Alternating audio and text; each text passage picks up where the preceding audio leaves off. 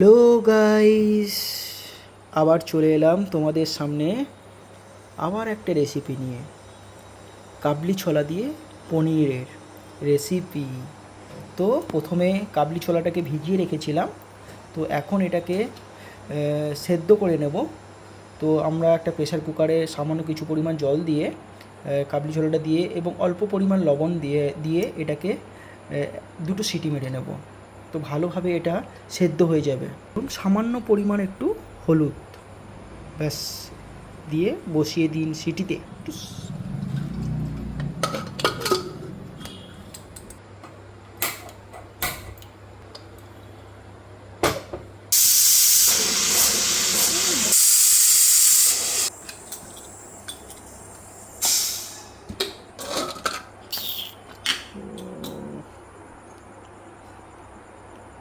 সেদ্ধ হয়ে গেছে অলরেডি, চেক করে বলছি।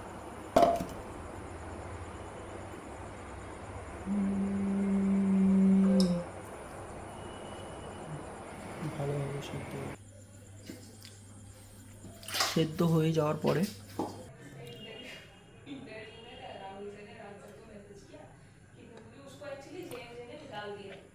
তেলটা গরম হয়ে গেলে তো কেটে রাখা আলুগুলোকে এর মধ্যে দিয়ে ফ্রাই করে নেব।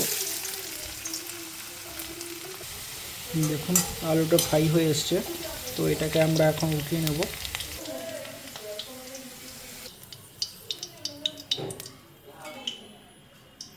এখন একই কড়াইয়ে তেলের মধ্যে পনিরগুলো দিয়ে দেব।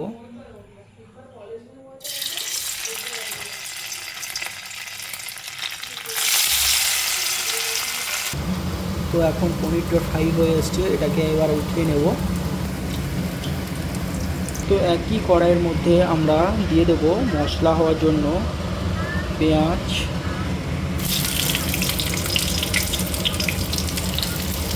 আদা, রসুন,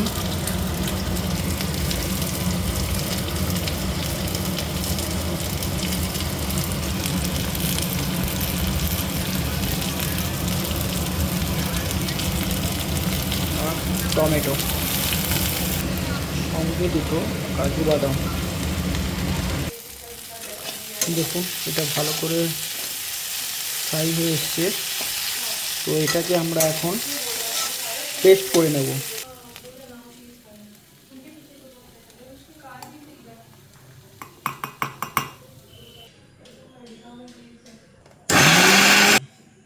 দেখুন কত সুন্দর একটা পেস্ট তৈরি হয়ে গেছে। কড়াইয়ের মধ্যে অল্প পরিমাণ কিছুটা তেল দিয়ে দেব।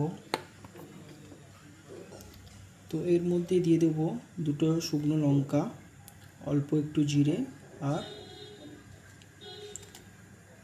দুটো এলাচ।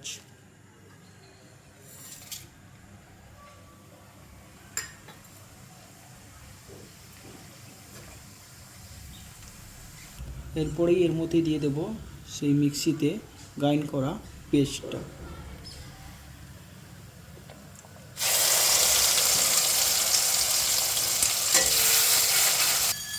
একটু ফ্রাই হয়ে এলে মিক্সিতে লেগে থাকা যে মশলাটা সেটার মধ্যে অল্প পরিমাণ জল দিয়ে এর মধ্যে দিয়ে দেবো।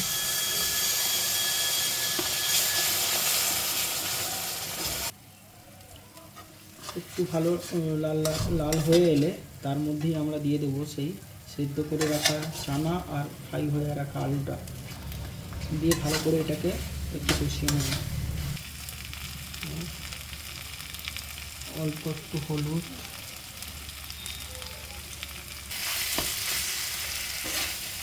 পরিমাণ মতন লবণ, আর এর মধ্যে অ্যাড করব সেই ভেজে রাখা পনিরটা। এটাকে একটু ভালো করে এর মধ্যে নিয়ে নেব। ভালোভাবে এটা একটু ফ্রাই হয়ে এলে এরপরে আমরা এর মধ্যে জল দিয়ে দেবো।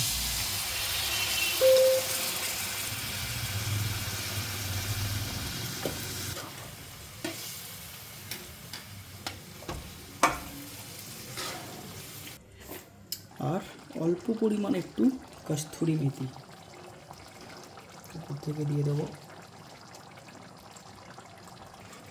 আর এর মধ্যে অ্যাড করব অল্প একটু পরিমাণ বাটার।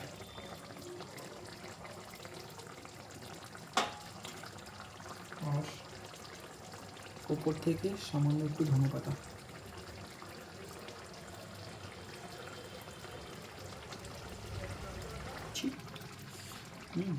ওদিকে থাম।